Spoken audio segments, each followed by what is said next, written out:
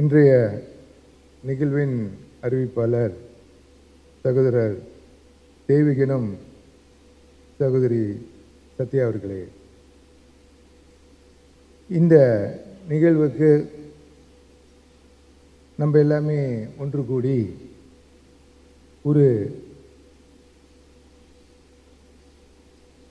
ஒரு கவிஞருக்கு என்ன மரியாதை செய்யணுமோ அந்த மரியாதை செய்யறதுக்கு இங்கே வருகை புரிந்திருக்கும் பெரியோர்களே, தாய்மார்களே, இந்த மரியாதை பத்மபூஷன் கவி பேரரசு வைரமுத்து அவர்களுக்கு நான் தலைமையேற்றினா கூட இந்த விழாவை இவ்வளோ சிறப்பாக ஏற்பாட்டு செய்த மாண்புக்கும் மரியாதைக்குரிய தத்துவஸ்ரீ சரவணன் அவர்களே, இங்கே வருகை புரிந்திருக்கும் மாண்புமிகு துணைவேந்தன் மாசா பல்கலைக்கழகம் செனட்டர் தான் ஸ்ரீ டத்தோ ஹஜி முகமது ஹனீஃபா அவர்களே, மேலவை தலைவர் டத்தோ டாக்டர் நெல்சன் ரங்கநாதன் அவர்களே, மாரியம்மன் கோயில் தேவஸ்தானம் தலைவர் மரியாதைக்குரிய அண்ணன் தான் ஸ்ரீ டத்தோ டாக்டர் நடராஜா அவர்களே, இங்கே வருகை புரிந்திருக்கும் மாய்காவின் தேசிய உதவி தலைவர்களே, பொதுச் செயலாளர் அவர்களே, பொருளாளர் அவர்களே, பாவலர் முனைவர் டாக்டர் முருசு நெடுமாறன் அவர்களே, சகோதரி கனிமொழி குப்புசாமி அவர்களே, தலைமை ஆசிரியர் மரியாதைக்குரிய டாக்டர் ராஜேந்திரன் முனியாண்டி அவர்களே, துணை தலைமை ஆசிரியர் அசோசியேட் ப்ரொஃபஸர் டாக்டர் மனோமணி தேவி அவர்களே, அண்ணன் டத்தோ ஸ்ரீ தேவிகன் ஆறுமுகம் அவர்களே, சகோதரர் இஸ்லாமிய கல்விக்குழு தலைவர் மரியாதைக்குரிய டத்தோ ஸ்ரீ முகமது இக்பால் ராவுத்தர் அவர்களே, சகோதரர் டாக்டர் திருமாவளவன் அவர்களே, மற்றும் இங்கே வருகை புரிந்திருக்கும் தமிழ்நாட்டிலிருந்து பெரியோர்களே, தாய்மார்களே, சகோதர சகோதரிகளே, உங்கள் அனைவருக்கும் என் பணிவான மாலை வணக்கத்தை உரித்தாக்குகிறேன்.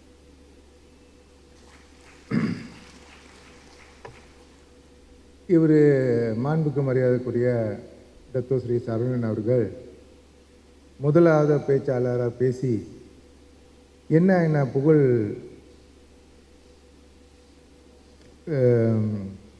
பத்மபூஷன் அவர்களுக்கு சொல்லணுமோ அது எல்லாமே சொல்லிட்டாங்க. இப்போ நான் என்ன தான் பேசுகிறேன்னு எனக்கே தெரியல. இது இவருக்கு ஒரு வேடிக்கையாக என்னை கொண்டு போய் இந்தியாவில் நிறுத்தினார். இங்கேயாச்சும் என்னாச்சும் செஞ்சிடலான்னு அங்கே தப்பிச்சு இங்கே மலேசியாவுக்கு கூட இருந்தேன்.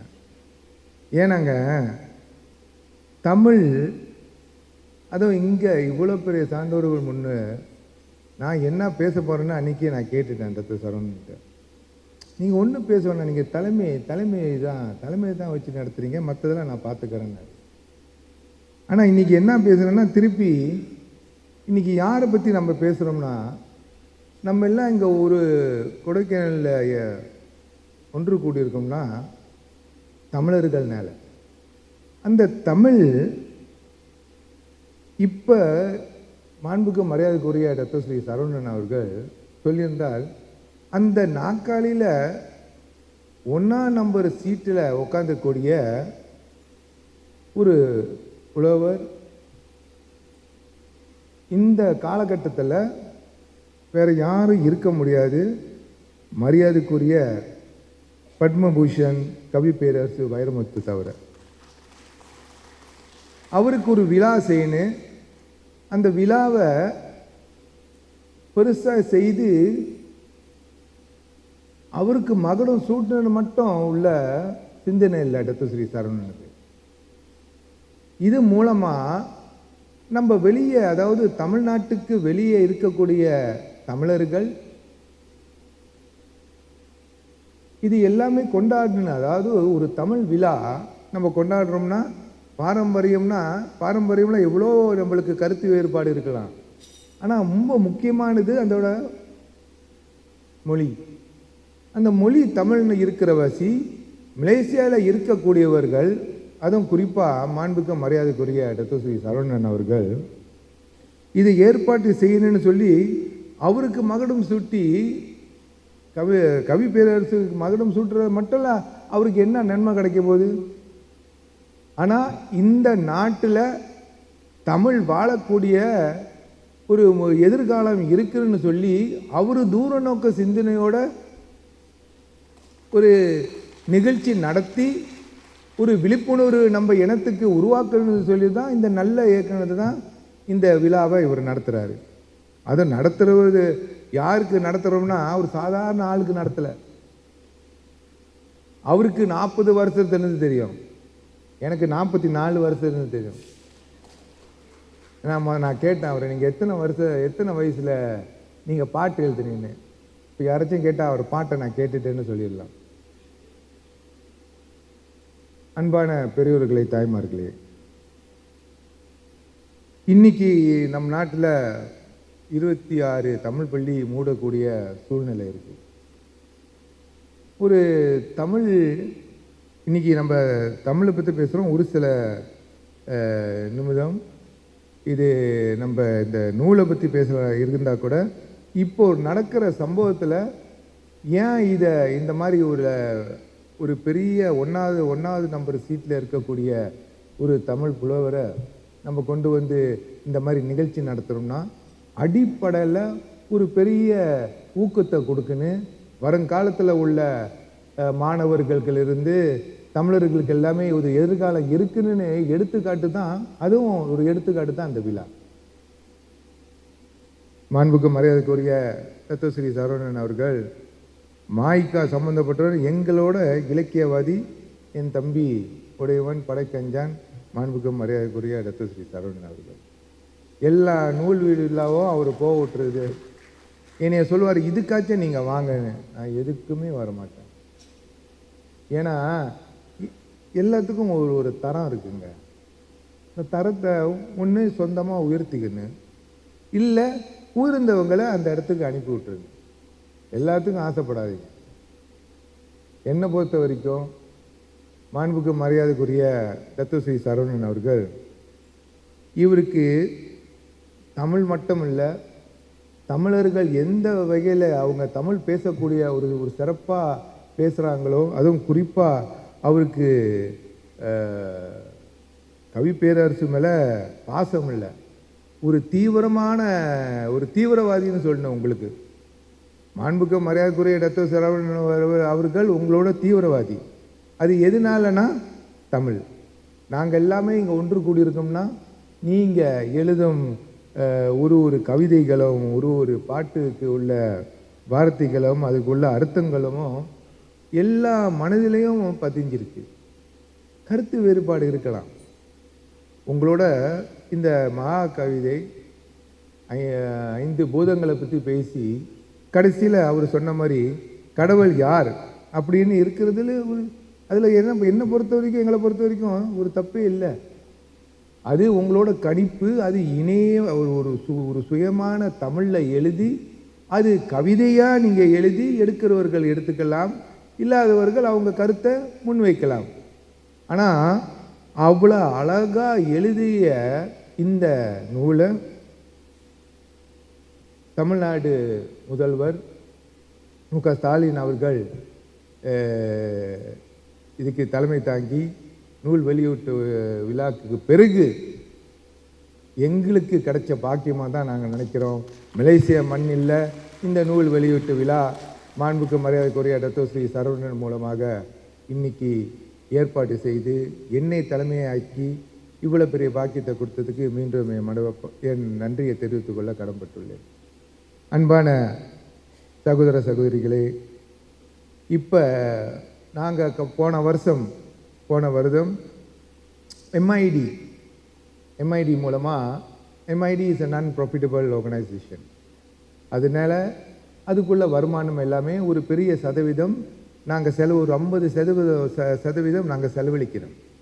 அதாவது எதில் செலவழிக்கலான்னு ஒரு முடிவு எடுக்கும்போது தமிழ் பள்ளிகளுக்கு நாங்கள் செலவழிக்க போகிறோம்னு சொல்லி ஒரு முடிவு எடுத்திருந்தோம். அதுதான் இந்த வருஷத்தில் உள்ள நடவடிக்கையில் இந்த செலவெல்லாம் நாங்கள் கொண்டுட்டு வருவோம். இந்த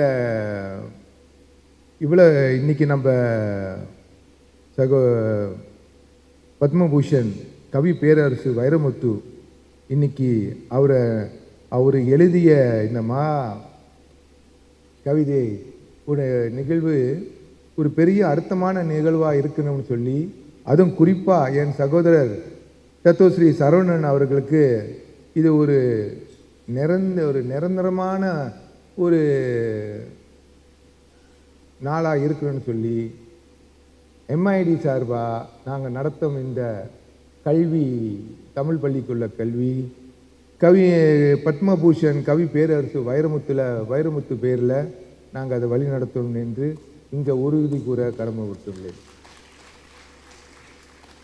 இது ஏனென்றால் நம்ம மாணவர்கள் எல்லாமே அதில் போட்டி இடும்போது படிக்கும்போது கூட அவங்களுக்கு எல்லாமே இப்போ ஒரு பெரிய அளவுக்கு மலேசியா நாட்டை பொறுத்த வரைக்கும் தமிழ் கற்றுக்கிட்டா என்ன அதில் ஒரு பெரிய பலன்னா தமிழ் ஸ்கூல் வாத்தியார், தமிழ் வாத்தியார்களாக ஆகக்கூடிய ஒரு சூழ்நிலை. அந்த நிலை மாற்றத்துக்கு நாங்கள் ஒரு குழு போட்டு சிந்தனை செய்து அதுக்கு ஒரு மேம்பாட்டு திட்டத்தை கொண்டுட்டு வரணும்னு சொல்லி எப்படி இன்னும் இதை முன்னேற்றத்துக்கு கொண்டு வர முடியும், எல்லா மாணவர்களோட ஆர்வத்தை கொண்டு வர முடியும், தகப்பனார் தாயாரோட கவனத்தை கொண்டு வர முடியும்னு சொல்லி நாங்கள் சிந்தனை எங்கள் கருத்தரங்கை செய்து ஒரு மாற்றத்தை கொண்டு வரத்துக்குள்ள முயற்சியெல்லாம் எடுத்துக்கிட்டு இருக்கோம். எது எப்படி இருந்தாலும் இந்த நிகழ்வு ஒரு சரித்திரபூர்வமான ஒரு நிகழ்வு.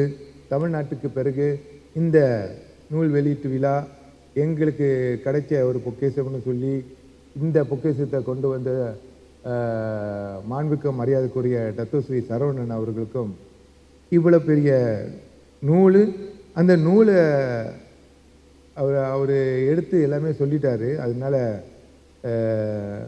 யார் இந்த நூலை படிக்க கஷ்டப்படுறீங்களோ அவரை போய் சந்தித்து அதில் என்ன இருக்குன்னு தெரிஞ்சுக்கோங்க. ஏன்னா இது எல்லாமே இலக்கிய தமிழ். அவருக்கு 3 வாட்டினா டாக்டர் தேவகனுக்கு எனக்கு நினைக்கிற ஒரு 7 வாட்டி சொல்லணுன்னு, இல்லை ஒரு 10 வாட்டி சொல்கிறதுக்கு ஒரு சூழ்நிலை வரும்.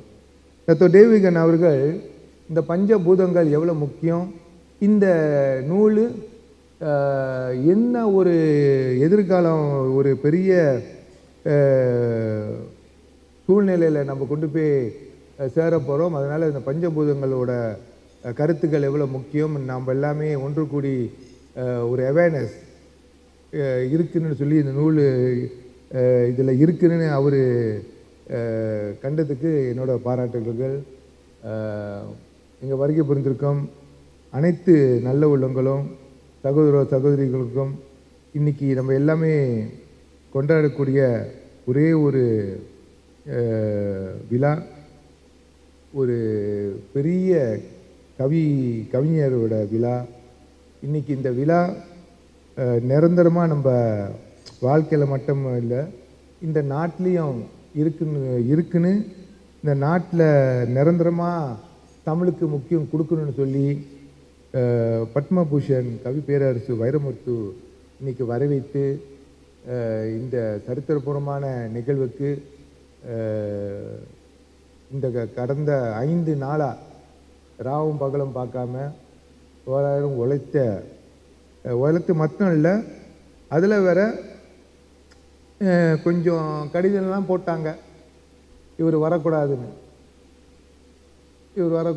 இவர் பேசக்கூடாதுன்னு கூட நம்ம இனத்தை சேர்ந்தவர்கள் கடிதம் இதெல்லாம் போட்டு இதை நிப்பாட்டுன்னு. ஆனால் என் சகோதரர் தத்துவஸ்ரீ சரவணன் சொன்னார்ல, இன்னைக்கு சிவராத்திரி, சிவபெருமானுக்கு பிடிச்சதே தமிழ்னு. அதனால சிவன் இருக்கும்போல நம்ம எதுக்குங்க கவலைப்படணும், எல்லாம் நல்லதாக தான் நடக்கும். அந்த அடிப்படையில் மாண்புக்கு மரியாதைக்குரிய தத்துவஸ்ரீ சரவணன் அவர்களுக்கு இங்கே வருகை புரிந்திருக்கும் அனைத்து சார்பாகவும் என் மனமார்ந்த நன்றியை தெரிவித்துக்கொண்டு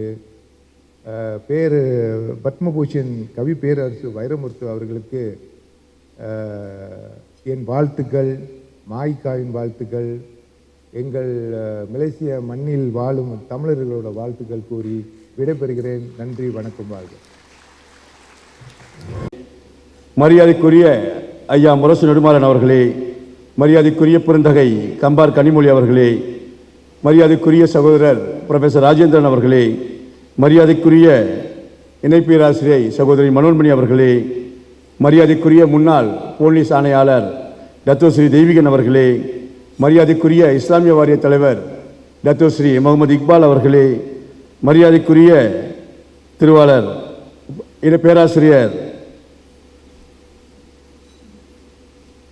திருமாவளவன் அவர்களே, மரியாதைக்குரிய டாக்டர் பராம் அவர்களே, மரியாதைக்குரிய டாக்டர் வீரமோகன் அவர்களே, இந்த நிகழ்ச்சிக்கு அலையென திரண்டு வந்திருக்கின்ற பேருள்ளம் கொண்ட பெரியோர்களே, இலக்கிய ஆர்வலர்களே, ஆன்றோர்களே, சான்றோர்களே, உங்கள் அனைவருக்கும் இந்த மாலை வேளையினுடைய மனமார்ந்த வணக்கத்தை தெரிவித்துக் கொள்கின்றேன். இன்றைக்கு சிவராத்திரி, மகா சிவராத்திரி.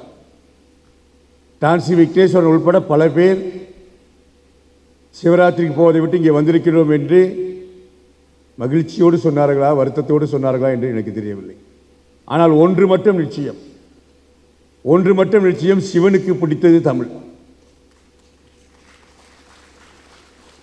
சுந்தரமூர்த்தி நாயனாரிடம் என்னுடைய சுந்தர தமிழால் என்னை பாடுக என்று கேட்டவன் சிவபெருமான்.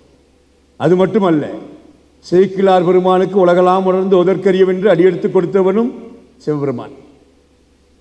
திருமுலை பால் கொடுத்து திருஞான சம்பந்தரை தோடுடைய செவி என்று பாட வைத்தவனும் சிவபெருமான் தான். ஆக சிவபெருமானுக்கு பிடித்த மொழி தமிழ் மொழி. அந்த தமிழுக்காக வந்திருக்கின்ற அனைவருக்கும் இந்த மகா சிவராத்திரியில் சிவபெருமான் நிச்சயம் அருள் கொடுப்பான். கவி பேரரசு அவர்கள் பெரும்பாலும் இயக்கங்களில் துணைத் தலைவர்கள் தெரிவதில்லை. அதிலும் மாய்காவில் நீண்ட காலமாக துணைத் தலைவர் என்றால் தெரியாது. ஆனால் டான்சி விக்னேஸ்வரன் தலைமையேற்ற பின்புதான் துணைத் தலைவனுக்கும் சரியாசனம் கொடுங்கள் என்று தனக்கு நிகராக சமமாக துணைத் தலைவர் வைத்து இப்படி ஒரு நிலைமைக்கு நிகழ்ச்சிக்கு தலைமையேற்க வைக்கின்ற அற்புதமெல்லாம் டான்சி விக்னேஸ்வரன் காலகட்டத்தில் நடந்து கொண்டிருக்கின்றது. இது விருது விழா. வேண்டிய வரையில் விருதுகள் இறக்கிவிட்டிருக்கின்ற ஒரு மாபெரும் கவிஞனுக்கு ஒரு புள்ளின் வரவேற்பு. 52 ஆண்டுகள், வணக்கத்திற்குரிய பெரியோர்களே, 52 ஆண்டுகள் ஒரு மனிதன், ஒரு தமிழன் தமிழை தன் ஆயுதமாக வைத்துக்கொண்டு உலகத்தை வலம் வந்தது மட்டுமல்லாமல் 52 ஆண்டுகள் உலகத்தில் 1வது கவிஞனாக நாற்காலி போட்டு அமர்ந்திருக்கின்றான் என்றால் அது சாதாரண வெற்றி அல்ல. தமிழை வைத்து வாழ்வது எவ்வளவு கஷ்டம் என்று எனக்கும் தெரியும். ஆக இந்த 52 ஆண்டுகளில் அவர் ஆற்றியிருக்கின்ற சாதனைகள், இந்த 52 ஆண்டுகளில் தன்னுடைய நிலைப்பாட்டை தக்க வைத்துக் கொள்வதற்காக அவர் அடைந்திருக்கின்ற துன்பங்கள், துயரங்கள், சோகங்கள், இழந்திருக்கின்ற வாய்ப்புகள், தொலைந்திருக்கின்ற தூக்கங்கள், இதெல்லாம் கணக்கு பண்ணி பார்த்தால் இன்றைக்கு அவர் அடைந்திருக்கின்ற மிகப்பெரிய வெற்றி. வெற்றியின் உச்சத்தில் இருக்கின்ற ஒவ்வொரு தமிழனையும் ஏதாவது ஒரு குழு, ஏதாவது ஒரு தனி மனிதன் கொச்சைப்படுத்துவதற்கு காத்துக்கொண்டே இருப்பான். ஒவ்வொரு உன்னத முயற்சி, தமிழனாக பிறந்து விட்டால் ஒவ்வொரு உன்னத முயற்சிகளையும், ஒவ்வொரு உன்னத வெற்றிகளையும், ஒரு உன்னத உயர்வுகளையும் கொச்சைப்படுத்துவதற்கு ஒரு கூட்டம் எப்பொழுதும் காத்துக்கொண்டே இருக்கும். அதை தாண்டி 52 ஆண்டுகள் இந்த தமிழ் கூறு நல்லுலகில் ஒரு தமிழர் வெற்றி பெற்றிருக்கின்றான் என்றால் அந்த வெற்றியை இந்த தமிழ் உலகம் கொண்டாட வேண்டும் என்பதன் அடிப்படைதான் இன்றைய இந்த விழா. எனக்கும் கவி பேரரசு வைரமுத்துவுக்கும் ஏறக்குறைய ஒரு 40 ஆண்டு கால பழக்கம். இன்று நேற்று வந்த உறவல்ல. இதை சொன்னோன்னு சில அறிஞர்கள், சரவணனுக்கு வயசு 56, 40 வருஷம் பழகணும், 16 வயசுலேயே வைரமுத்தோடு இவர் டச்சில் இருக்காரா, யாருக்கிட்ட குருடா ஒரு கீழே 3 பேர் கமெண்ட்ல போடுவாங்க, உருட்டு உருட்டு உருட்டு. 18 வயதில் நான் நினைக்கிற கூட்டத்தில் நம்முடைய முன்னாள் மாய்காவுடைய சபாநாயகர் டிபி விஜேந்திரன் இருக்காருன்னு நினைக்கிறேன். டிபி விஜேந்திரன் 18 வயதில் அவர் ஒரு இளைஞர் நிகழ்ச்சிக்கு அழைக்கின்றேன். நிகழ்ச்சி காலதாமதமாக இன்று போல அன்றும் காலதாமதமாக ஆரம்பிக்கப்பட்டது. அவருடைய அதிகாரி மறுபடியும் சொல்றார், பாஸ் ரொம்ப கோபமாக இருக்காரு, பார்த்து கொஞ்சம் நிகழ்ச்சியை நடத்துங்க. உடனே மேடைக்கு போன என்ன சொல்றதே தெரியல. இருக்கவே இருந்தது வைரமுத்துடைய வரிகள். உடனே அதை எடுத்து மேடையில் நின்று சொன்னேன், நான் இப்பொழுது உங்கள் முன்னால் வாழ்ந்து கெட்டவன் ஒருவன் தானம் கேட்பதற்கு எப்படி தயங்கி தயங்கி போவானோ, இதெல்லாம் வைரமுத்து கவிதையில் நான் சுட்டது என்று யாருக்குமே அப்பொழுது தெரியாது. வாழ்ந்து கெட்ட ஒருவன் தானம் கேட்கும் பொழுது எப்படி தயங்கி தயங்கி போவானோ, அதுபோல இப்பொழுது உங்கள் முன் நின்று கொண்டிருக்கின்றேன். 5 வயது பிஞ்சு மகள் கோலமிட்டால் அதை அழகு இல்லை என்று சொல்கின்ற தாய் கிடையாது என்று சொன்ன அடுத்த நிமிடமே விஜயேந்திரன் முகத்தில் ஏற்பட்ட புன்னகை மிகப்பெரிய மாற்றத்தை ஏற்படுது. அன்றுதான் முதலில் நான் கவி பேரரசு வைரமுத்து அவர்களை கைப்பிடிக்கின்றேன். அதற்கு பிறகு 20 வயதில் கட்சியிலே சேர்கின்றேன். தத்தோசாமியோளுடைய சந்திப்பு ஏற்படுகின்றது. அப்பொழுதும் வைரமுத்து தான் கை கொடுக்கின்றார். தலைமை உரையாற்ற சென்ற நான் வைரமுத்து அவருடைய வரிகளை கடன் வாங்கி மேடையிலே பொழிகின்றேன்.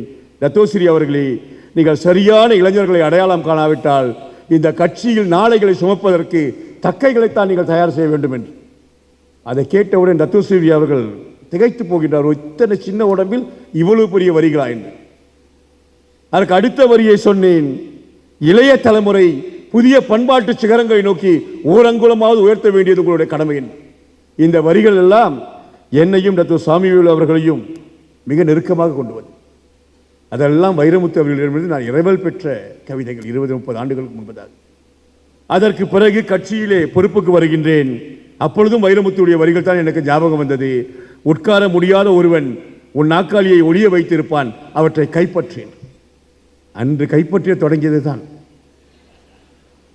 ஆனால் அதற்குள் கட்சிக்குள் ஒரு சிறு சலசலப்பு. எனக்கும் டான்சி விக்னேஸ்வரன் அவருக்கும் இதை கைப்பற்றுகின்ற போராட்டம் என்று.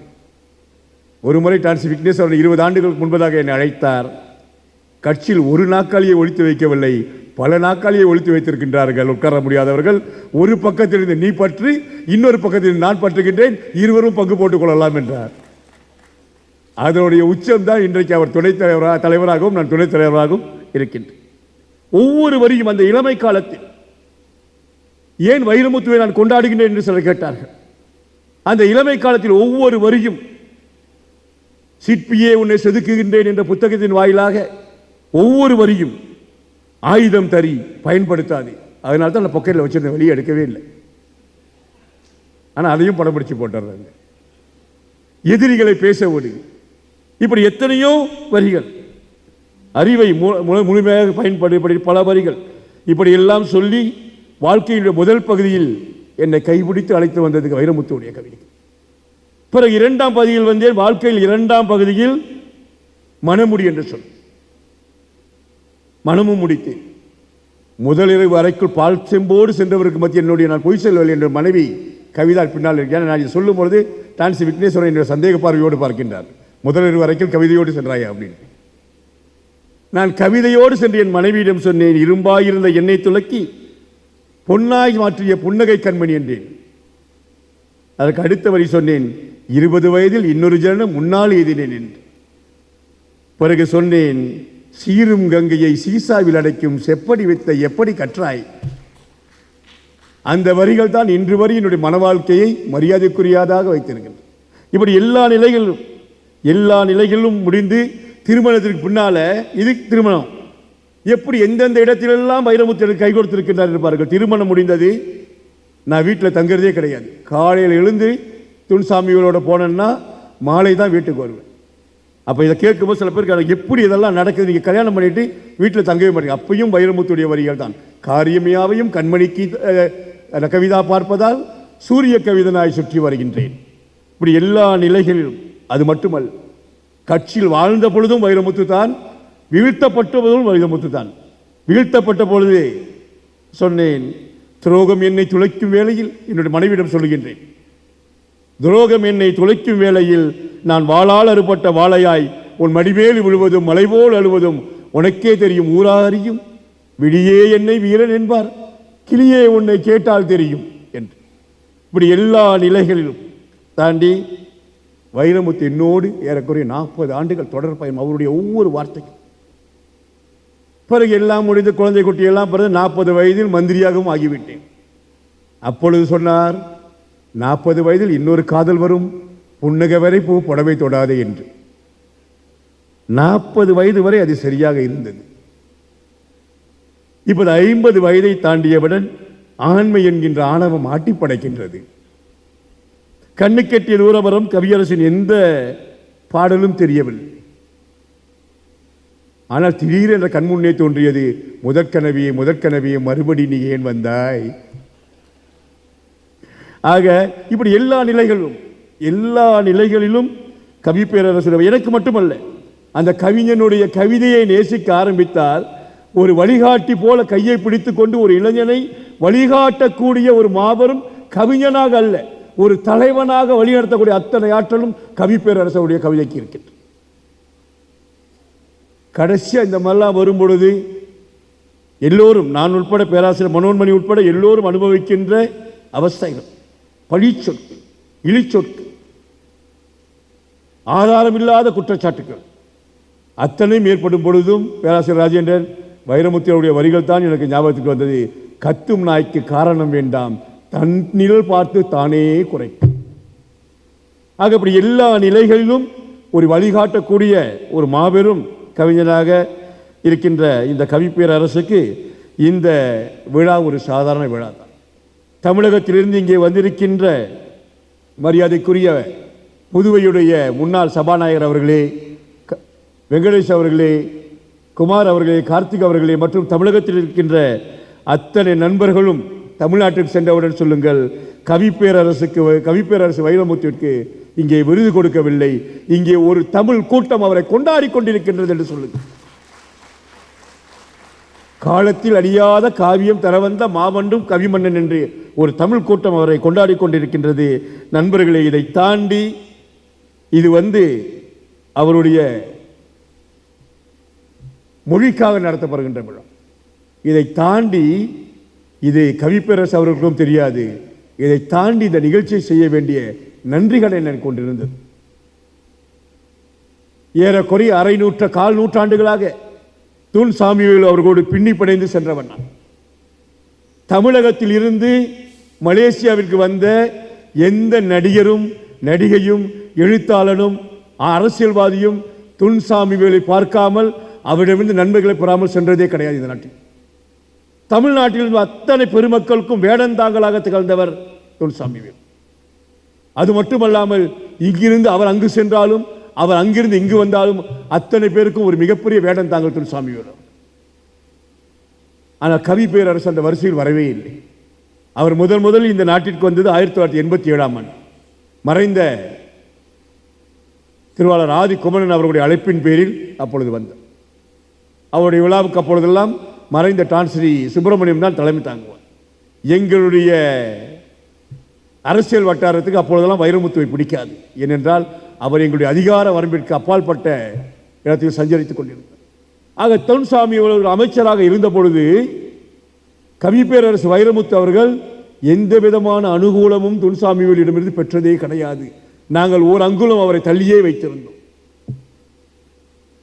ஆனால் என்றைக்கு துன்சாமியோடு அவர்கள் அரசியல் பதவி இல்லையோ அன்றிலிருந்து கவி பேரரசு அவர்களுக்கும் துன்சாமியோடு அவருக்கான உறவு மிக மிக நெருக்கமானது. ஆனால் துன்சாமிவேலு மறைந்தவுடன் அத்தனை அலுவலகங்களில் பெற்ற ஒருவர் கூட தமிழ்நாட்டிலிருந்து அந்த இறுதி மரியாதை செலுத்த இங்கே வரவில்லை. எந்த அனுகூலமும் பெறாத கவி பேரரசு வைரமுத்து அவர்கள் அந்த இறுதி ஊர்வலத்தில் வந்ததோடு மட்டுமல்லாமல் இடுகாடு வரை வந்து இரங்கல் குறை ஆற்றிய அந்த பண்புடைய மரபணுக்கு எடுக்கின்ற விழா இது. தமிழ் உள்ளவரை நீங்கள் நினைத்திருப்பீர்கள். போற்றுவார் கவியரசு கண்ணதாசன் சொன்னது போல, போற்றுவார் போற்றட்டும், தூற்றுவார் தூற்றட்டும், ஏற்றதொரு கருத்தை எனது உள்ளம் என்றால் எடுத்துரைப்பேன் என்று அந்த வரிகளிலே நின்று பத்திரிகை பட்டாளம் படையெடுத்து வந்தாலும், வெற்று தலைகளுக்கே விளம்பரங்கள் கொடுத்தாலும், வேலையற்றவர்கள் காலையிலே வாட்ஸ்அப்பிலே விழித்தாலும் குன்றம் சரிவதில்லை, கோபுரங்கள் சாய்வதில்லை, நல்லவர்கள் வேறு, பொது வாழ்வில் நலம் காக்கும் வல்லவர்கள் வேறு. நன்றி, வணக்கம். பெருந்தமிழ் விருது வழங்கி என்னை பெருமைப்படுத்தி இருக்கும் இந்த விழாவின் தலைவர் பாயிகாவின் தேசிய தலைவர் தான் ஸ்ரீ விக்னேஸ்வரன் அவர்களே, இந்த விருதுக்காக அல்லும் பகலும் பாடுபட்டு உலகில் எந்த கவிஞனுக்கும் இவ்வளவு பெருமை சேர்ந்திருக்குமா என்று வியக்கும் வண்ணம் என்னை திகைப்பிலும் மலைப்பிலும் ஆழ்த்தியிருக்கும் மாயிகாவின் தேசிய துணைத் தலைவர் தத்தோஸ்ரீ சரவணன் அவர்களே, தான் ஸ்ரீ ஹனிஃபா அவர்களே, தான் ஸ்ரீ நடராஜன் அவர்களே, என்னை இந்த விருதுக்கு தேர்ந்தெடுக்கும் மாண்புமிகு மதியுரையர் குழுவின் பேரறிஞர்களே, ஐம்பூதங்கள் குறித்து ஆய்வுரை ஆற்றி அமர்ந்திருக்கும் அறிஞர் பெருமக்களே, பெருங்கல்வியாளர்களே, பேரன்புமிக்க பெரியோர்களே, பாசத்திற்குரிய பத்திரிகையாளர்களே, ஊடகத் தோழர்களே, இன்றைய தினத்தின் வாழ்த்துக்கு உரிய எங்கள் தாய்க்குலத்து தங்கங்களே, நண்பர்களே, கவிஞர் பெருமக்களே, எழுத்தாளர்களே, படைப்பாளிகளே, உங்கள் அனைவருக்கும் எனது அன்பான வணக்கத்தை தெரிவித்துக் கொள்கிறேன். நெகிழ்ந்து நிற்கிறேன் என்பதா, மகிழ்ந்து நிற்கிறேன் என்பதா, பரவசத்தில் சொற்கள் ஒன்றோடு ஒன்று முட்டிக்கொண்டு நிற்பதை பார்த்து சொல்லவா, அல்லது என் இரத்தத்தின் இனிப்பு இன்னும் அதிகமாகிவிட்டது என்று சொல்லட்டுமா, அல்லது இந்த கணத்திற்கு, இந்த விருதுக்கு நீ தகுதி உள்ளவன்தானா என்ற கேள்வி எனக்குள் உள்ளாடுகிறதே, அந்த நெருடலை சொல்லட்டுமா? ஒன்றை மட்டும் சொல்லிக்கொள்ள வேண்டும் என்று ஆசைப்படுகிறேன். இந்த தருணம் என் வாழ்வின் முக்கியமான தருணம். இந்த நிமிடம் என் இலக்கிய வரலாற்றின் மிக முக்கியமான நிமிடம்.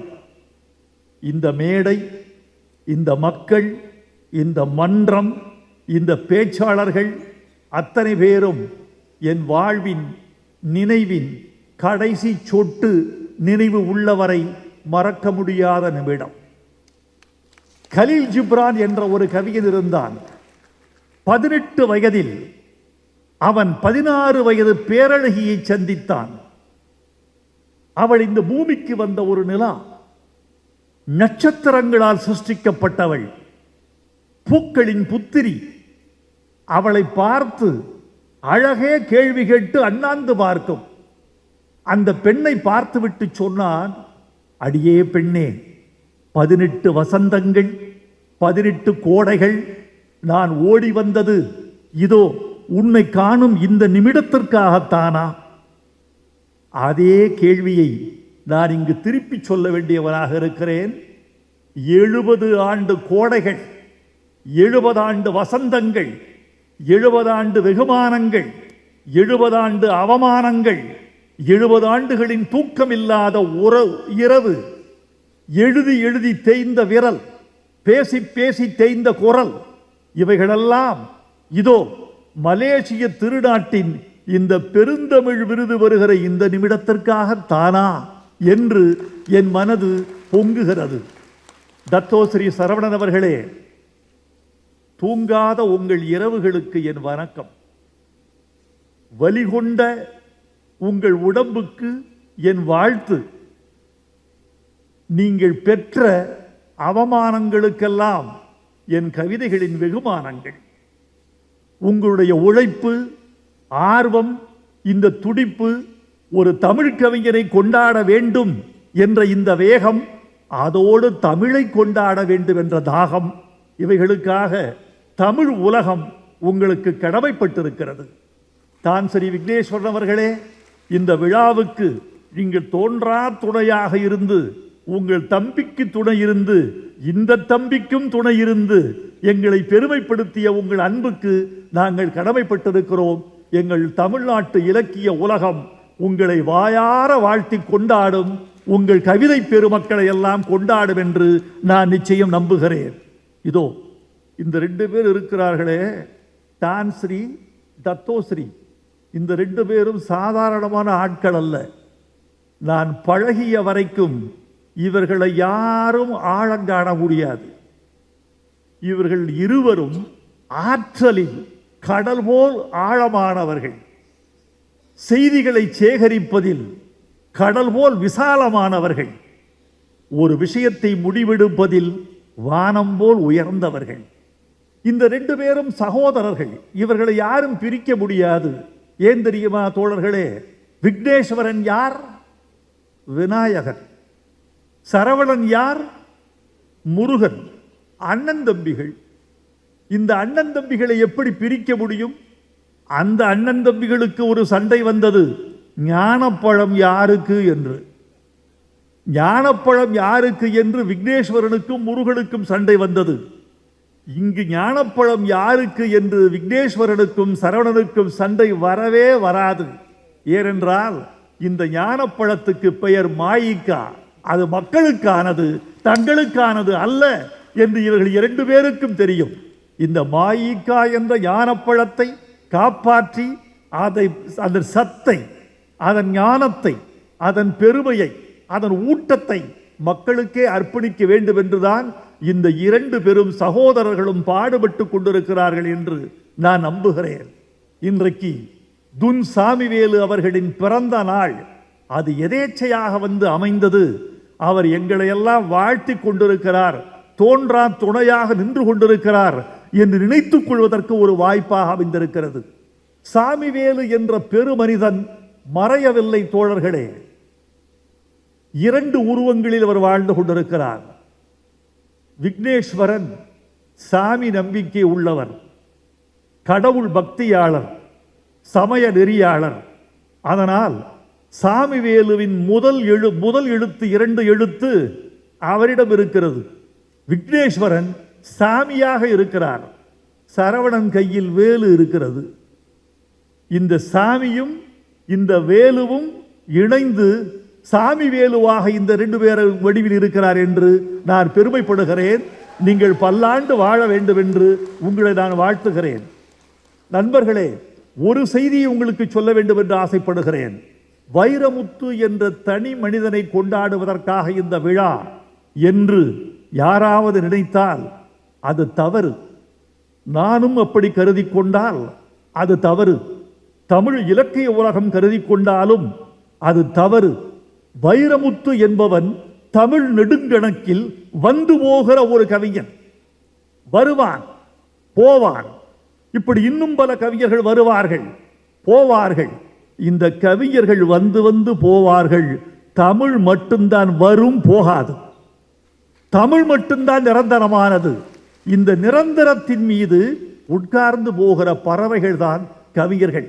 எனவே தத்தோஸ்ரீ சரவணன் இந்த விழாவை எடுத்தார் என்றால் வைரமுத்து என்ற தனி மனிதனுக்காக அல்ல, தமிழ் கவிதைக்காக, மலேசியாவில் இருக்கிற தமிழ் படைப்பாளிகளின் ஊக்கத்திற்காக, உலகம் முழுவதும் இருக்கிற தமிழ் உயர்ந்தோங்கி வாழ வேண்டும் என்ற எண்ணத்துக்காக, தமிழ் காய்ந்து விடக்கூடாது, வேரடியில் நீர் ஊற்றுவோம் என்ற உற்சாகத்துக்காக, இந்த பயிர் மீது மழை சிந்த வேண்டும் என்ற ஒரு அக்கறைக்காக என்று நான் நினைக்கிறேன். எனவே இந்த விருதை தமிழ் பெருமக்களும் தமிழ் கவிஞர்களும் கொண்டாட வேண்டும் என்று நான் அன்போடு கேட்டுக்கொள்கிறேன். இந்த மகா கவிதையை படைக்கிற பொழுது நான் விழித்த தூக்கமில்லாத இரவுகள்,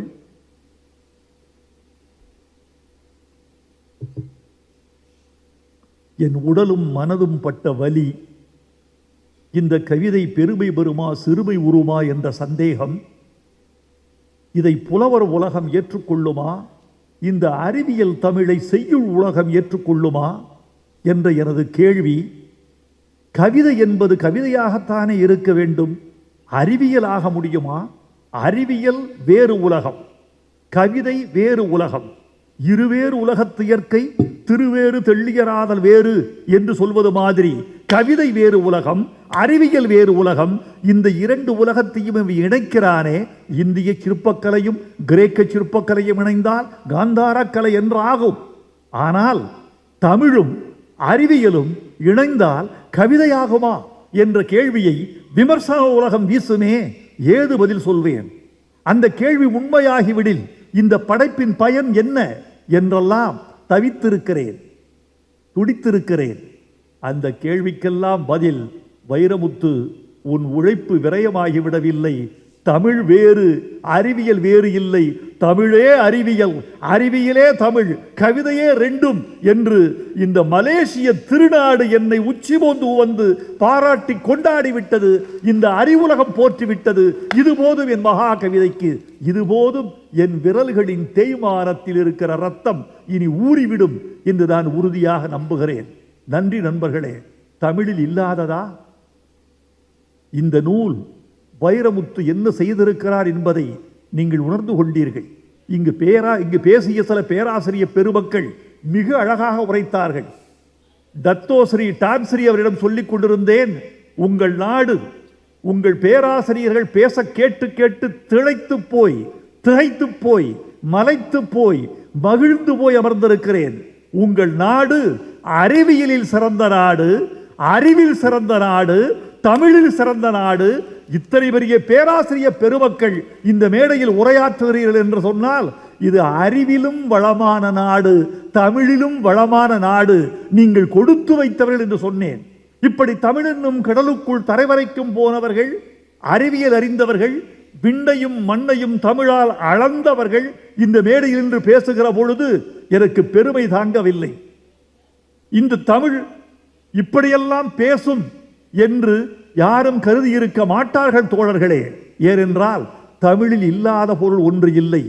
ஆனால் இதில் இல்லாத பொருள் மகா கவிதையில் என்ன இருக்கிறது என்று மட்டும் உங்களுக்கு நான் சொல்லிவிட்டு போக ஆசைப்படுகிறேன்.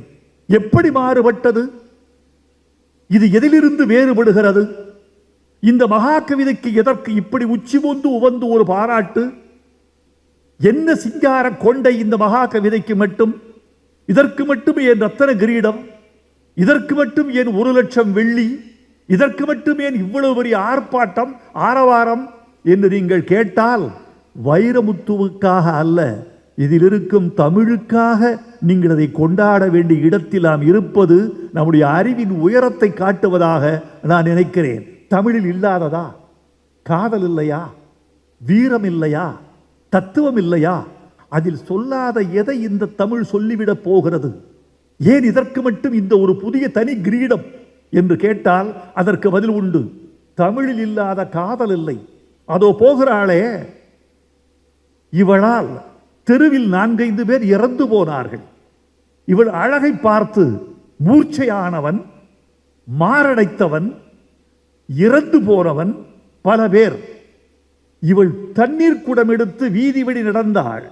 இவள் நடந்த பொழுது அவளை பார்த்த இளைஞர்கள் மாரடைப்பு வந்து மூச்சடைத்து அழகின் ஆதிக்கம் அவளை அடித்து இறந்து விட்டார்கள். இது யார் செய்த தவறு? இது கேட்க தமிழ் கவிதை. இப்படி ஒரு தமிழ் கவிதை காதல் இருக்கு, படித்திருக்கிறீர்களா? தமிழ் அறிஞர்கள் அறிவார்கள்.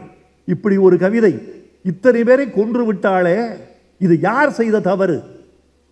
அதற்கு புலவன் சொல்லுகிறான், இது யார் செய்த தவறு தெரியுமா? இவள் அழகை மூடி வைக்காமல் தெருவில் விட்டது தவறு. இவளை தெருவில் பழிச்சென்று பார்த்தவர்கள், இறந்து போன இளைஞர்கள், அவர்கள் தவறல்ல. இவளை வீதியில் விட்டதும் இவள் தவறல்ல. தாய் தந்தை செய்த தவறல்ல. பிறகு யார் செய்த தவறு என்று புலவன் கேட்கிறான். மதம் பிடித்த யானை ஆற்றுக்கு தண்ணீர் அருந்த வருகிறது என்று அரசன் என்ன செய்வான் என்றால், மதம் பிடித்த யானை ஆற்றுக்கு தண்ணீர் அருந்த வருகிறது, எனவே வீதியில் உள்ளவர்களே விலகிச் செல்லுங்கள் என்று பறை அறிவிப்பான். முரசறைவான். பறை சத்தம் கேட்டு, முரசு சத்தம் கேட்டு எல்லோரும் ஒதுக்கிக் கொள்வார்கள். யானை தண்ணீர் அருந்திவிட்டு யாருக்கும் தீங்கு செய்யாமல் தன் தொழுவடையும். சரிதானே? இப்படி யானை, மதம் பிடித்த யானை தண்ணீர் அருந்த வருகிறது என்பதை பறையறிந்து சொல்லும் அரசனே, இவள் தண்ணீர் பிடிக்க வீதிக்கு வருகிறாள், பல பேர் சாகப் போகிறீர்கள் ஓடி ஒளிந்து கொள்ளுங்கள், இவள் தண்ணீர் எடுத்துக்கொண்டு வீட்டுக்கு போகும் வரை யாரும் வெளியில் வராதீர்கள் என்று பறை அறைந்து தெரிவிக்காத அரசரே, நீதான் தவறுடையவன். என்ன அழகு!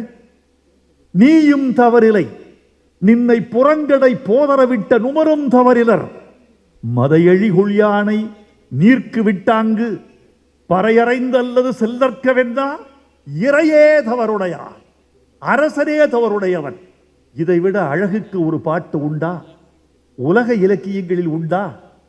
இப்படி ஒரு அழகுக்கு, காதலுக்கு, ஒரு பெண்ணின் வீராப்புக்கு இப்படி ஒரு பாட்டு உண்டா? இப்படி காதலை சொன்ன தமிழ் தத்துவம் இல்லையா தமிழில்? கடவுள், தான்ஸ்ரீ இங்கே பேசினாரே, கடவுள் என்று இதில் ஒரு குறிப்பு வருகிறது. அதை ஏற்றுக்கொள். ரொம்ப அற்புதமா பேசுறீங்க. நீங்க என்ன சொன்னீங்கன்னா, இதை அவர் வலியுறுத்தவில்லை. கடவுள் கொள்கை இப்படியும் இருக்கிறது என்கிறார். என்னை பொறுத்த அளவில் சொல்கிறேன் நண்பர்களே, உங்கள் கொள்கை, உங்கள் பக்தி, உங்கள் தனிப்பட்ட சுதந்திரம், தனிப்பட்ட ரசனை, இவற்றை யார் மீதும் திணிக்காத வரைக்கும் யாருக்கும் எந்த பிரச்சனையும் இல்லை. உங்கள் மதம் உயர்ந்தது, உங்கள் கொள்கை உயர்ந்தது, உங்கள் மொழி உயர்ந்தது, நீங்கள் உயர்ந்தவர்கள் என்று சொல்வதெல்லாம் மூட நம்பிக்கை. மூட நம்பிக்கை என்பது பூனை குறுக்கே போகிற போது திருப்பி வீட்டுக்கு செல்வது மட்டுமல்ல, பள்ளி சொல்வதை கேட்பது மட்டும் மூட நம்பிக்கை அல்ல. என் மொழிதான் உயர்ந்தது, என் மதம்தான் உயர்ந்தது, யானே உயர்ந்தவன், எம் கொள்கையே உயர்ந்தது என்று சொல்லுகிற பிடிவாதம் பிடிக்கிற மனிதர்களின் இந்த கொள்கையும் கூட மூட நம்பிக்கைதான். அழகாக சொன்னார். அந்த கருத்தை, அந்த கடைசியில் சொன்ன கருத்தை நான் கூட சொல்லவில்லை. தான்ஸ்ரீ ரொம்ப அழகாக சொன்னீர்கள். நீங்கள் இப்படி ஒரு கருத்து இருக்கிறது, ஏற்போர் ஏற்க, மறுப்போர் மறுக்க, கொள்வோர் கொள்க, தள்ளுவோர் தள்ளுக, இது ஒரு கருத்து என்று சொன்னார். அதில் சொல்லப்பட்டிருக்கிற கருத்து கூட டான்ஸ்ரீ நான் சொன்னதல்ல, பேரறிஞன் ஐன்ஸ்டீன் சொன்னது. ஐன்ஸ்டீன் என்ன சொன்னான்? இந்த பிரபஞ்சத்தை நான் ஆராய்ச்சி செய்தேன், கோள்கள் குறித்து சிந்தித்தேன், இந்த பிரபஞ்சத்தின் போக்குகளை அறிந்தேன். எனக்கு இப்ப என்ன தோன்றுகிறது என்றால், கடவுள் என்று தனியாக உருவத்தோடு ஒருவர் இருப்பதாக தோன்றவில்லை. வேண்டுமானால் இந்த பிரபஞ்சத்தின் இயக்க விதியின் ஒழுங்கு இருக்கிறதே, இந்த டிசிப்ளின், இந்த பிரபஞ்சத்தின் டிசிப்ளின், அதை வேண்டுமானால் நான் கடவுள் என்று சொல்லுவேன். இதை படிச்சுட்டு ஐயோ, நாத்திகத்துக்கும் பொதுவான கருத்து, ஆத்திகத்துக்கும் பொதுவான கருத்து, இது அறிவின் குரல், இது பகுத்தறிவின் மொழி, இது ஞானத்தின் குரல், அது அறிவியலின் வெளிப்பட்டு வந்திருக்கிறது என்று வியந்து நெகிழ்ந்து ஒரு இரவெல்லாம் தூங்காதிருந்தேன். இந்த கவிதை எழுதி முடித்து விட்டு இரவு புரண்டு படுக்கிறேன், தூக்கமில்லை, நடக்கிறேன், தூக்கமில்லை, படுக்கிறேன், தூக்கமில்லை, ஊஞ்சலாடுகிறேன், தூக்கமில்லை. எப்படி சொல்லி இருக்கிறான் ஐன்ஸ்டீன்? படிக்க படிக்க அறிவு எப்படியெல்லாம் துலக்கமாகிறது, பட்டை தீட்டப்பட்ட வைரம் போல் படிக்க படிக்க அறிவு எப்படி மின்னுகிறது என்று நான் ஆச்சரியப்பட்டு போனேன். இந்த நூலில் என்ன சொல்லி இருக்கிறது? இதில் சொல்லாத என்ன இருக்கிறது? சொன்னா, கடவுள் என்று சொன்னவுடன் உங்கள் கருத்து நினைவு வந்து விட்டது. திருமூலர் சொன்னான், அவன் சொல்லாத கருத்தா? வானுக்குள் ஈசனை தேடும் மதியிலீர். வானத்துல கடவுள் இருக்கிறார் என்று தேடிக்கொண்டிருக்கிற மானுடா, தேனுக்குள் இன்பம் சிவப்போ கருப்போ? வானுக்குள் ஈசனை தேடும் மதியிலீர், தேனுக்குள் இன்பம் சிவப்போ கருப்போ? தேனுக்குள் இன்பம் செறிந்திருந்தார் போல்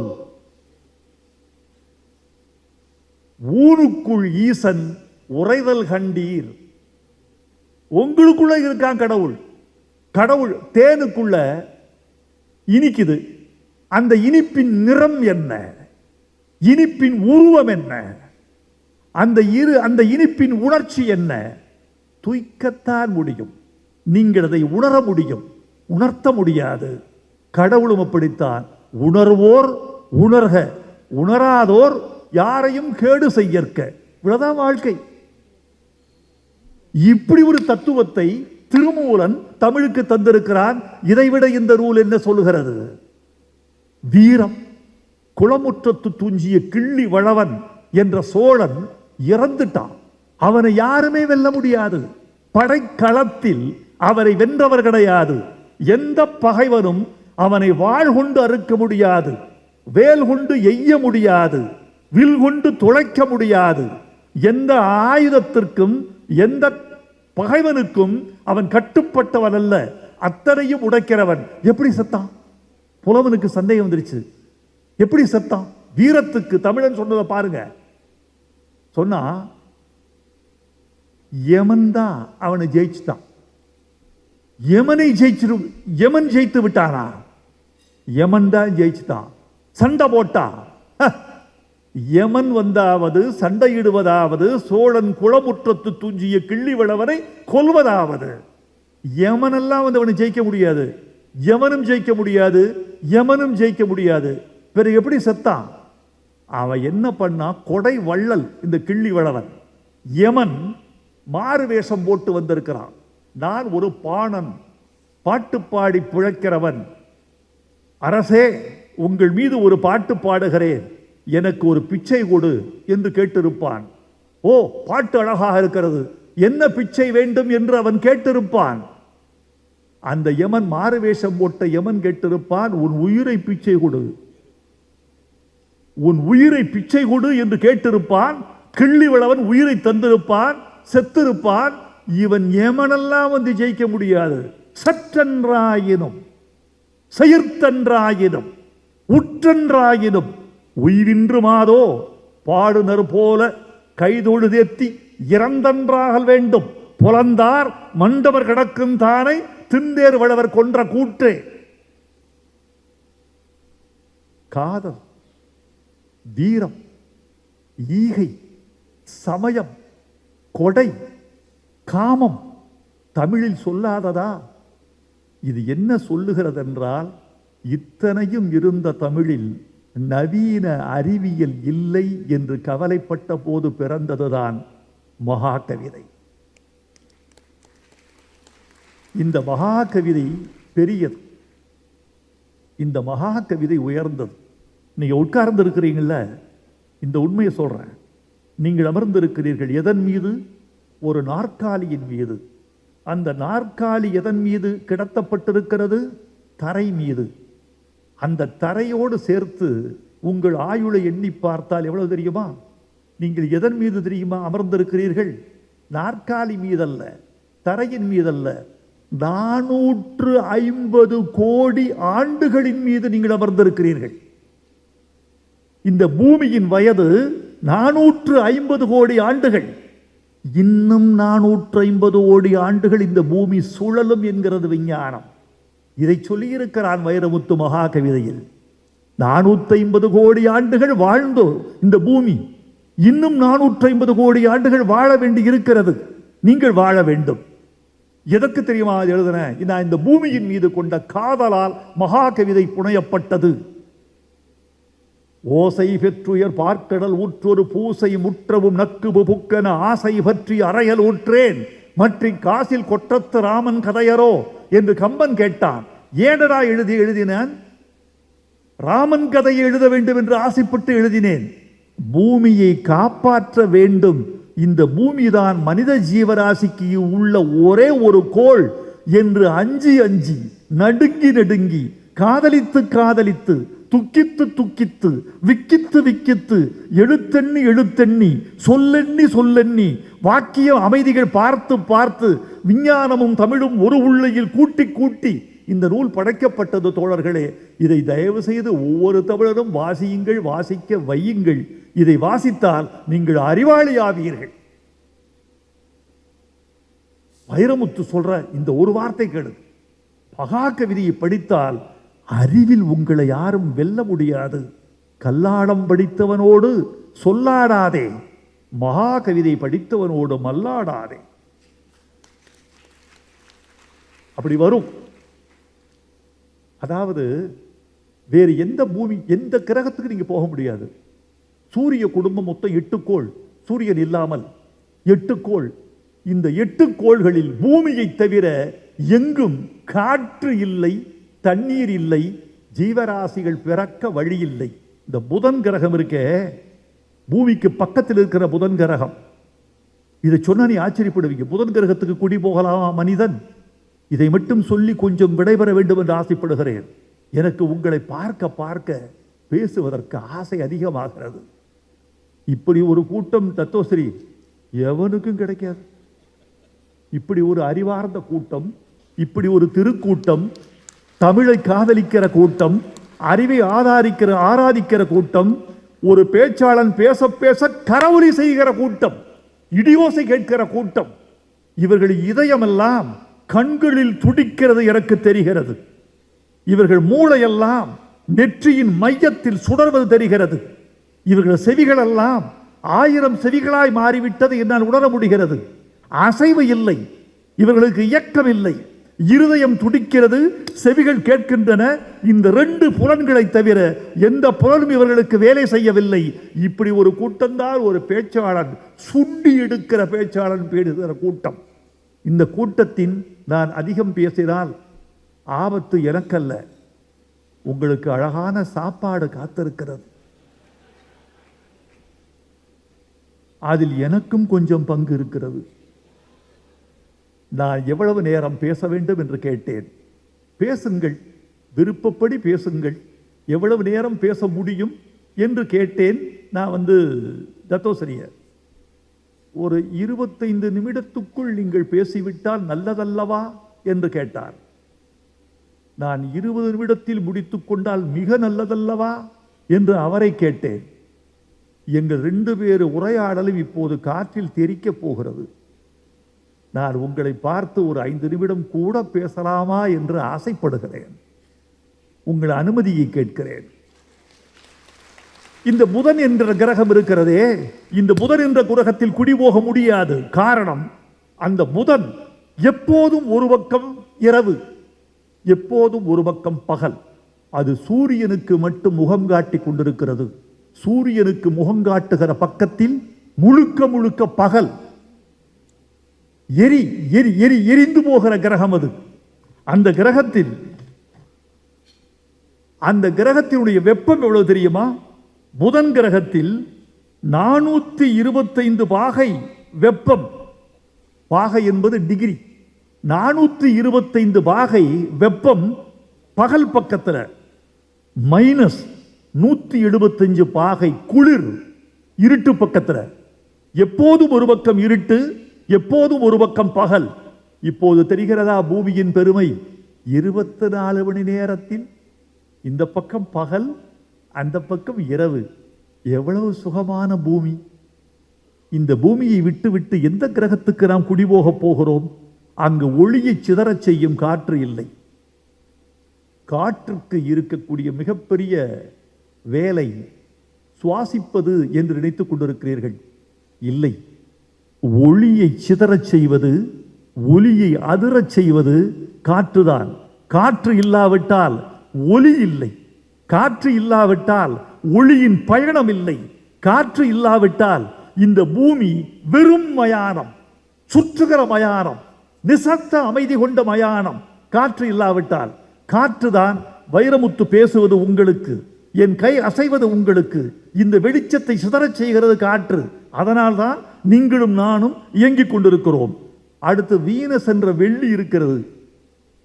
இந்த வீனஸ் என்ற வெள்ளி ஓராண்டுக்கு ஒரு முறைதான் சுழல்கிறது. 400 பாகை வெப்பமுடையது இந்த வீனஸ் என்கிற வெள்ளி. இங்கு குடிபோக முடியுமா? அங்கு கடல் உண்டு, எண்ணெய் கடல். வீனஸ்ல கடல் உண்டு, எண்ணெய் கடல். மழை இருக்கிறதான்னு கேட்பீங்க. மழை உண்டு, அமில மழை. அமில மழையும் எண்ணெய் கடலும் கொண்ட வீனஸில் குடிபோக முடியுமா? செவ்வாயில குடிபோக முடியலாம் என்கிறார்கள். இந்த பூமி அப்படியே பெயர்த்து கொண்டு போய் செவ்வாயில் வைத்து விட முடியுமா? செவ்வாயின் விஷயம் என்ன தெரியுமா? செவ்வாய் ஏன் சிவப்பாக தோன்றுகிறது என்ற ஆராய்ச்சிக்கு விஞ்ஞானிகள் சொல்லுகிற பதில், அதன் மேற்புறம் சிவந்திருக்கிறது. ஏன் சிவந்திருக்கிறது? அது பூரா இரும்பு. இரும்பு ஏன் சிவந்திருக்கிறது? அந்த இரும்பு செவ்வாயில் இருந்த ஆக்சிஜனை குடித்து குடித்து சிவப்பாகிவிட்ட இரும்பு செவ்வாய் நிறத்தில் தோற்றமளிக்கிறது. இதுதான் அங்க செவ்வாயில எப்படி தெரியும்? வாயுமண்டலம் இருக்கிறது. அதுல ஆக்சிஜன் எவ்வளவு தெரியுமா இருக்குது? உயிர் வெளி என்ற ஆக்சிஜன். உப்பில் எவ்வளவு சர்க்கரை இருக்கிறதோ அவ்வளவுதான் அந்த காற்றில் ஆக்சிஜன் இருக்கிறது. எப்படி போவீங்க? செவ்வாயில குடியேறுவீங்க. புற ஊதா கதிர்களை தடுக்க முடியாமல் அது ஒரு பெரிய அணு உலை மாதிரி குதித்துக் கொண்டிருக்கிறது. வியாழன் தான் 8 கோள்களிலும் பெரிய கோள். வியாழன் என்ற ஒரு கோளில் பூமிகளை அடுக்கலாம். எத்தனை பூமிகளை தெரியுமா தோழர்களே, தோழிமார்களே, இளைஞர்களே, படைப்பாளிகளே, அறிவுஜீவிகளே? ஒரு வியாழன் என்ற கோளில் மட்டும், பெரிய கோள் என்பதனால் 1300 பூமிகளை அடுக்கி வைக்கலாம். ஆனால் என்ன தெரியுமாச்சு? அது வெறும் நச்சு சகதி.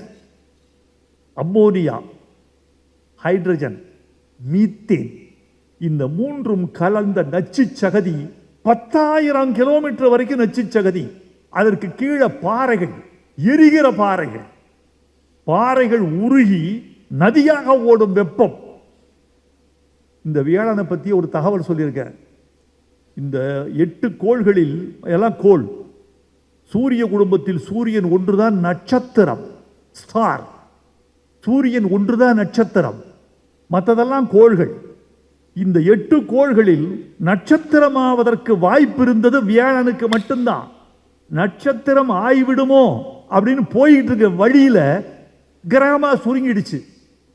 சில பேர் மந்திரியாக போற வழியில எம்பியாவை நின்று ஓடுவான் பாருங்க. சில பேர் மேயராக போற வழியில கவுன்சிலர் ஆயிடுவான். எம்பி ஆகலாம் நினைக்கும் போது எம்எல்ஏ ஆயிடுவான். போற வழியில முடியல. பிரதமர் ஆகலான்னு போகிற போது ஒரு பெரிய மாநிலத்துக்கு முதலமைச்சர் ஆயிடுவாரு. அந்த மாதிரி நட்சத்திரமாக போகிற வழியில கிரகமாகி போச்சு வியாழன். அதுல குடியேற முடியாது. பூமி தாயை வணங்குவோம். இங்குதான் மரஞ்செடி கொடிகள், இங்குதான் பறவைகள், இங்குதான் காற்று, இங்குதான் தண்ணீர். அலையடிக்கும் கடலும் சுடர் கொளுத்தும் சூரியனும் நம் மீது உரசி போகும் மழையும் அன்பும் ஆதரவும் இன்னும் குளிரும் இதமும் இப்படி கூடி கிடக்கிற இந்த பூமியை விட்டு விட்டு எங்கு சேர்ந்து சேரப்போகிறீர் மனிதா என்று கேட்கிறது இந்த மகா கவிதை. உலக நாடுகளுக்கு எச்சரிக்கை செய்கிறது.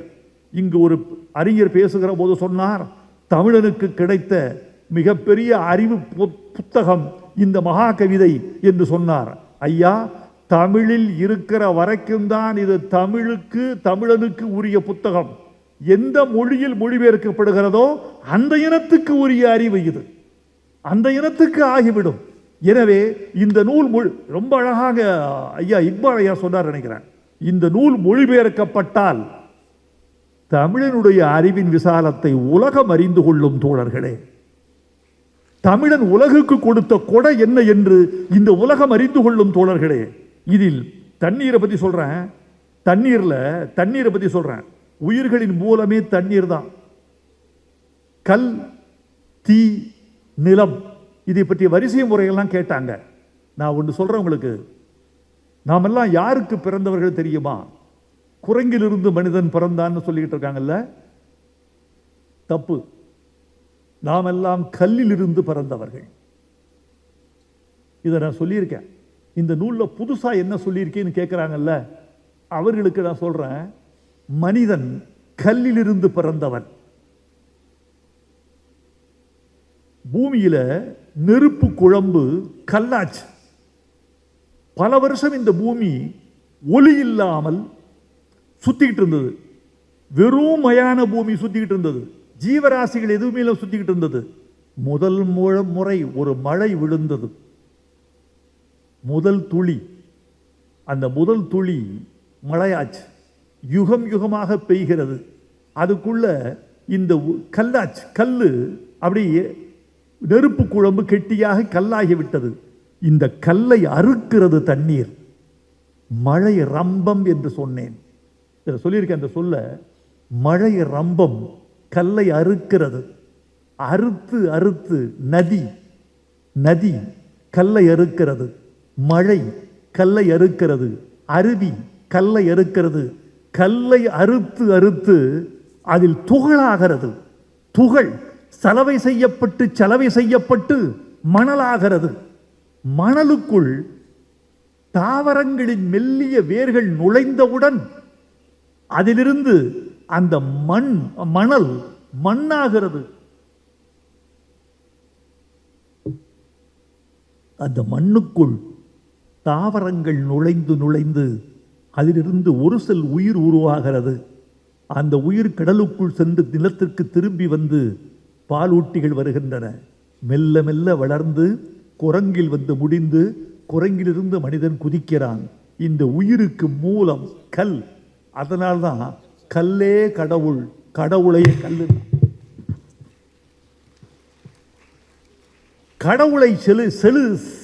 கடவுளை செய்வதற்கு மரத்தை ஏன் தேர்ந்தெடுக்கவில்லை மனிதன்? நெருப்பை ஏன் தேர்ந்தெடுக்கவில்லை மனிதன்? வேறு திடப்பொருளை ஏன் இரும்பை ஏன் தேர்ந்தெடுக்கவில்லை மனிதன்? வைரத்தை ஏன் தேர்ந்தெடுக்கவில்லை? தங்கத்தை ஏன் தேர்ந்தெடுக்கவில்லை?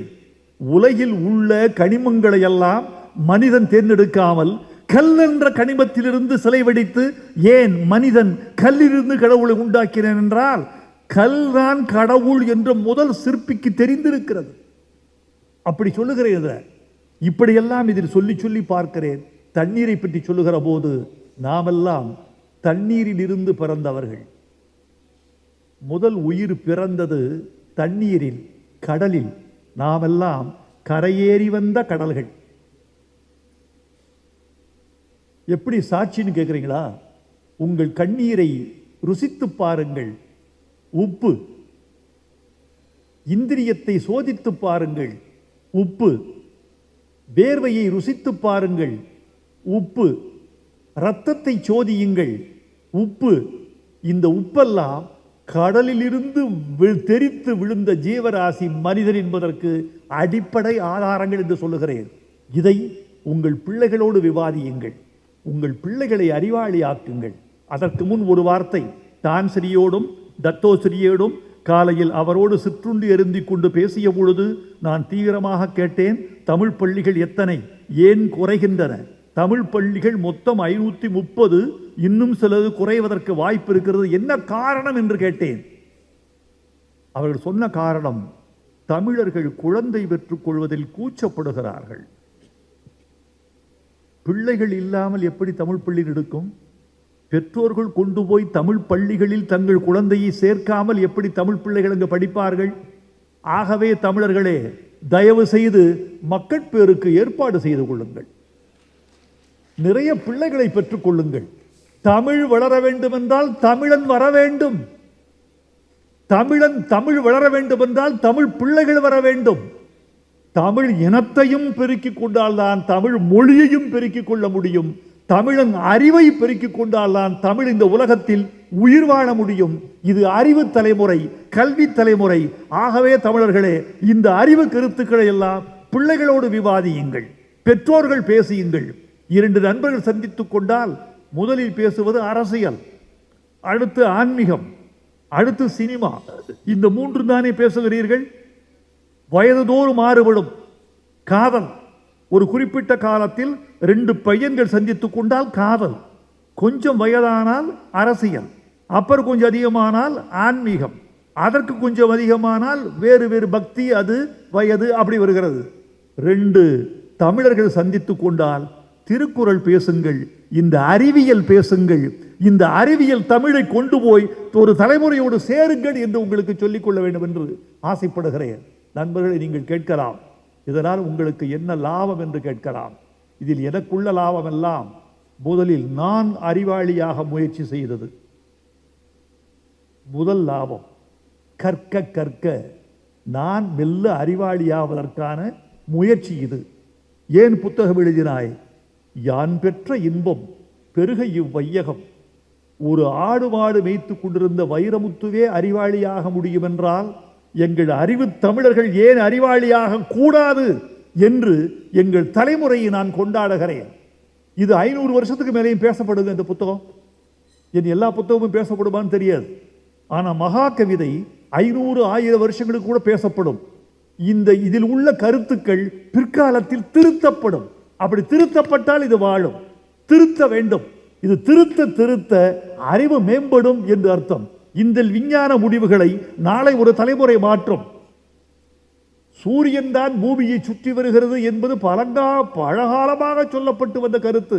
ஒருவன் இல்லை, சூரியனைத்தான் கோள்கள் சுற்றுகின்றன என்று ஒரு கருத்தை புரட்டி போடுவதற்கே சில யுகங்கள் தேவைப்பட்டன. மகா கவிதையின் கருத்துக்கள் ஒரு காலத்தில் மாற்றப்படும். மாற்றப்பட்டால் தலைமுறையின் அறிவு வளர்கிறது என்று பொருள்.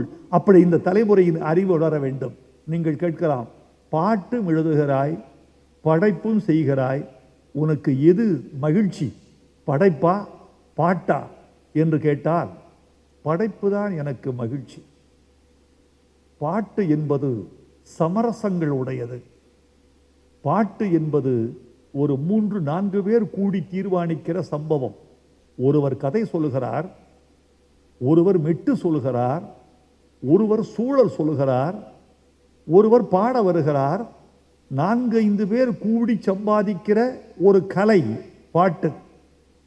ஆனால் மகா கவிதையின் ஒவ்வொரு வரியும், ஒவ்வொரு வார்த்தையும், ஒவ்வொரு எழுத்தும் வைரமுத்து என்ற படைப்பாளியால் மட்டும் தீர்மானிக்கப்பட்டவை. இதில் யாருடைய தலையீடும் இல்லை. இதில் யாருடைய தலையீடும் இல்லை. இதன் பெருமைக்கும் நானே பொறுப்பு, இதன் சிறுமைக்கும் நானே பொறுப்பு. சிறுமையை சுட்டிக்காட்டினால் என் பெருமை இன்னும் கூடும், நான் திருத்திக் கொள்வேன். ஆகவே பெரியோர்களே, சிறுமைகளை சுட்டிக்காட்டுங்கள். இந்த உலகத்துக்கு சத்தியம் மட்டுமே செல்ல வேண்டும். ஏன் பாட்டை விட படைப்பு சிறந்து தெரியுமா? ஒரு பாட்டு, முதல்வன் என்று ஒரு படம்.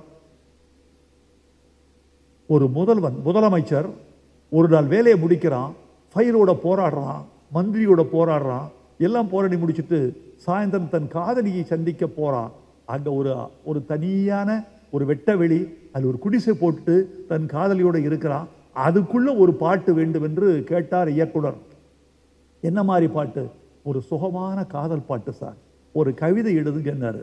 எனக்கு கவிதை எழுதுங்கன்னு சொன்னோன்னே மகிழ்ச்சி வந்துடும். நான் எழுதி கொடுத்தேன்.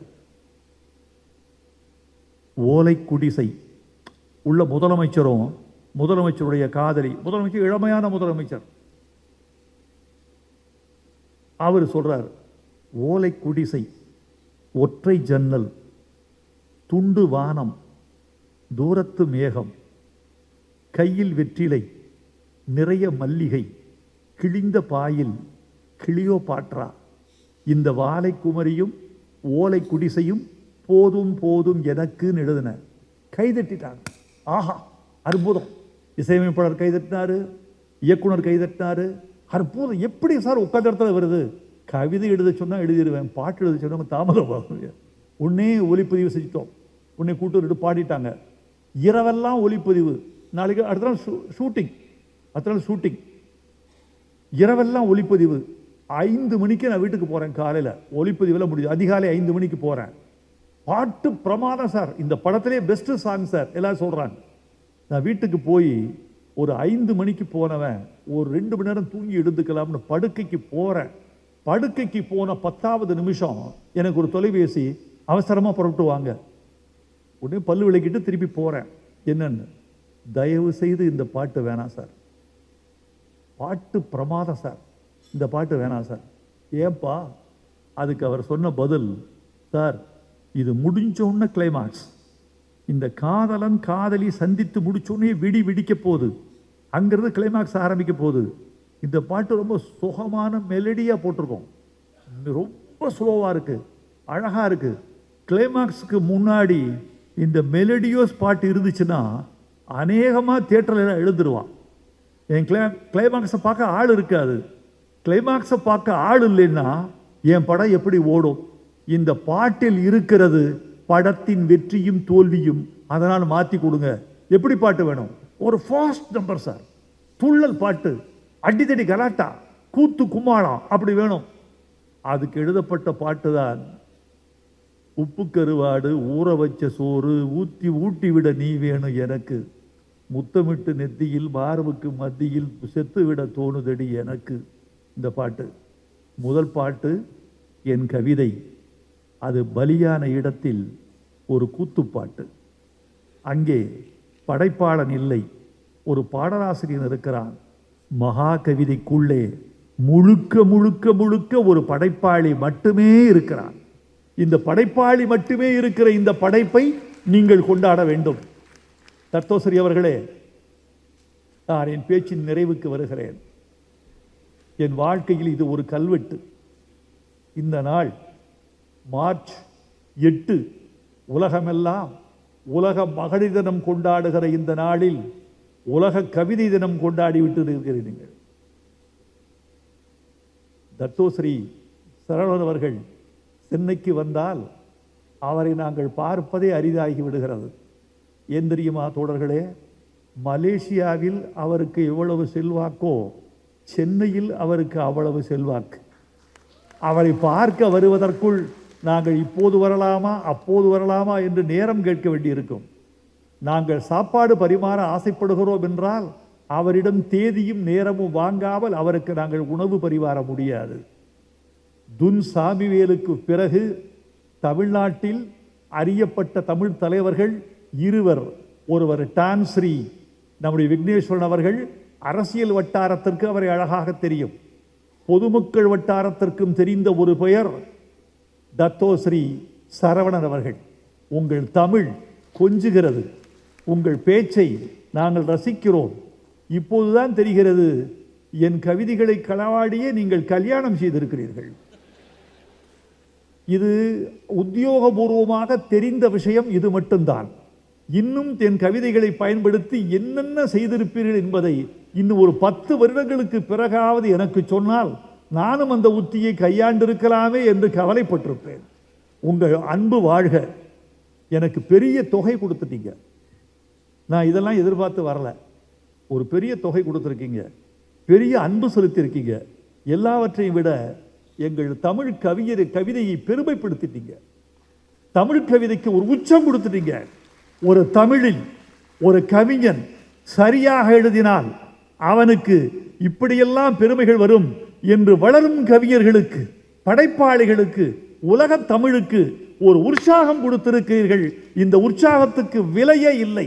வாழ்க மலேசியா, வளர்க தமிழர்கள், வெல்க தமிழ், வாழ்க தமிழ் பண்பாடு.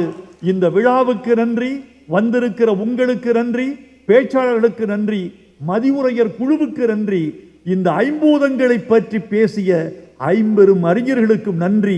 வணக்கம், வாழ்க.